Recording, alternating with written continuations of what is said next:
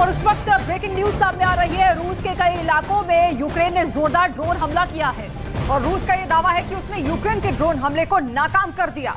रूस के मुताबिक उसने इस दौरान यूक्रेन की तरफ से भेजे गए कई ड्रोन तबाह कर दिए हैं। इसके साथ ही जानकारी ये है कि हमला रात के वक्त हुआ है। रूस का आरोप ये है कि यूक्रेन ने उसके इलाके में तबाही मचाने के लिए एक साथ कई ड्रोन भेजे थे, जिन्हें उसने आसमान में ही बर्बाद कर दिया।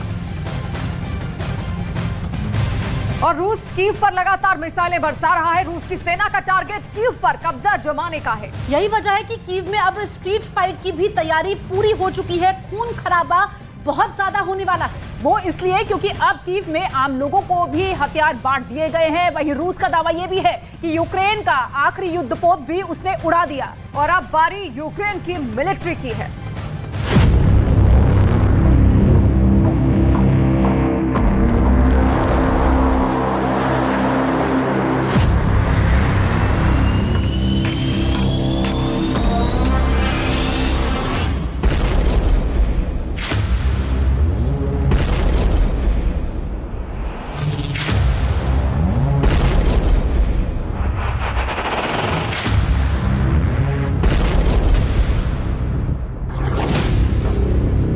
चलती कारों के बीच मिसाइल गिरी।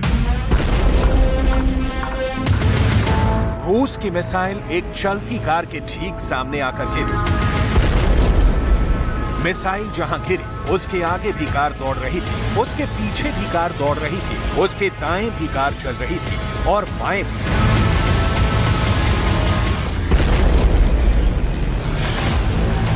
फर्राटे भरती कारों के बीच हुए मिसाइल हमले को देख पूरी दुनिया दंग है। हमले के इस वीडियो को दिखाने के बाद बताने को कुछ नहीं बचता। क्या हुआ, कैसे हुआ, क्यों हुआ, तीनों सवालों के जवाब हमले के इस वीडियो को देखने के बाद मिल जाता है।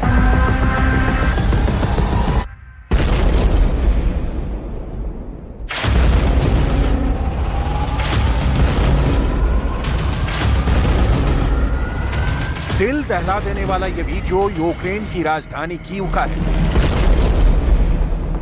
उसी कीव का जो रूस की सेना का सबसे बड़ा निशाना है, वही कीव जो यूक्रेन के राष्ट्रपति ज़ेलेंस्की का सबसे मजबूत ठिकाना है।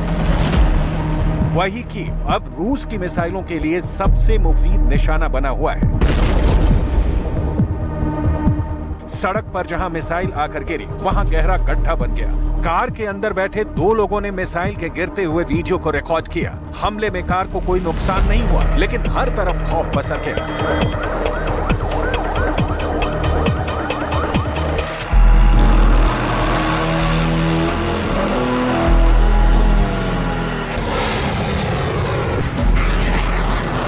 रूस ने हर दिशा से कीव पर अटैक किया। खुद यूक्रेन का दावा है कि रूस की सेना मिसाइलों से हमला कर रही है। कीव में कोहराम मचाने के लिए एक साथ झुंड बनाकर ड्रोन से हमला हो रहा है। गुरुवार सुबह कीव में हुए मिसाइल हमले में एक बच्चे समेत 3 लोगों की मौत हो गई, 11 लोग घायल हो गए। यूक्रेन का आरोप है कि उस हमले को अंजाम देने के लिए रूस ने कम दूरी की 10 इस्कंदर मिसाइलों का इस्तेमाल किया।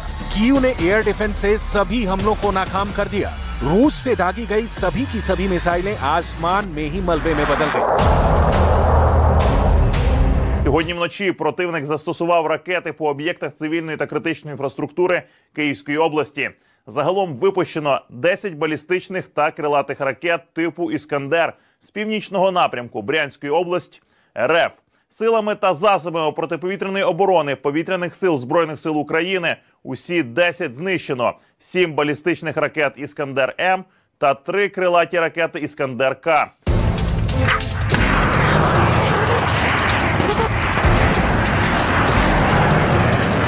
मई महीने में ऐसा 20वीं बार हुआ जब रूस की सेना ने कीव पर हवाई हमला किया है। अब तक ज्यादातर हमले आधी रात के वक्त होते थे, लेकिन 2 बार से रूस हमले के लिए तो सुबह का वक्त चुन रहा है। इस बार भी सुबह के मिसाइल अटैक में कीव धमाकों से थर्रा उठा।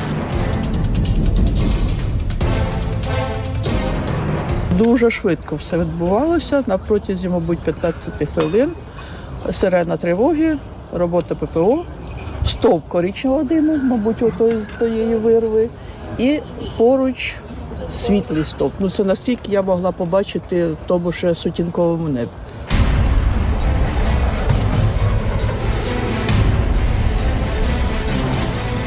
कीव में खौफ का आलम ऐसा है कि हमले का अलर्ट सायरन बजने के बाद लोग बम शेल्टर की तरफ दौड़ पड़ते हैं। बम शेल्टर पहले से ही भरे पड़े हैं। ताजा हमले के दौरान तो कीव में ऐसा हुआ कि एक परिवार चीखता चिल्लाता रह गया, लेकिन लोगों ने शेल्टर का दरवाजा नहीं खोला और हमले में एक महिला की मौत हो गई। सुनिए काल की गाल में समा चुके उस महिला के पति ने अपने दुख का बयान कैसे किया है। Пытались попасть в убежище, им никто не открыл. В этот момент упал или обломок, или ракета. Погибли люди, дети, женщины и так далее. У вас хтось із родичів? Жена погибла. Залунала тривога, жінка взяла дочку і побігли вони під вход сюди. Вход був закритий, там було вже, там, може, 5-10 жінок з дітьми. ज़ेलेंस्की के पास पुतिन से मुकाबले के लिए हथियार नहीं बचे हैं। उनकी पूरी लड़ाई नाटो देशों से दान में मिले हथियारों पर ही टिकी है। रॉकेट लॉन्चर और टैंक हासिल करने के बाद अब ज़ेलेंस्की को अमेरिका से F-16 फाइटर जेट मिलने की उम्मीद है।